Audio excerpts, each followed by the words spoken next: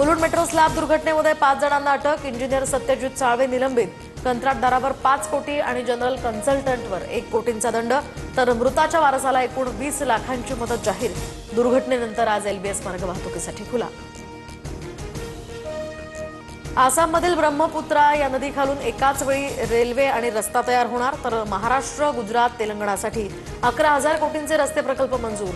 केंद्रीय मंत्रिमंडळाच्या बैठकीत निर्णय. राज्यातील सर्व नद्यांची पूररेषा फेरनिश्चित होणार. 12 सदस्यीय समिती स्थापन. जलसंपदा विभागाच्या अप्पर मुख्य सचिवांच्या अध्यक्षतेखाली ही कामं होणार. देशभरात महाशिवरात्रीचा उत्साह. देशभरातील प्राचीन मंदिरांमध्ये पहाटेपासूनच मोठी गर्दी. हर हर महादेवाचा जयघोष करत भक्तांकडून भोलेनाथाची उपासना. बुलढाण्यात जुन्या भांडणात मुंबईमध्ये म्हाडा ॲडव्हान्स कॉन्ट्रीब्युशन स्कीम अंतर्गत घरं उभारणार. टप्प्याटप्प्यानं पैसे भरण्याची सुविधा. सर्वसामान्यांना यामधून दिलासा मिळणार.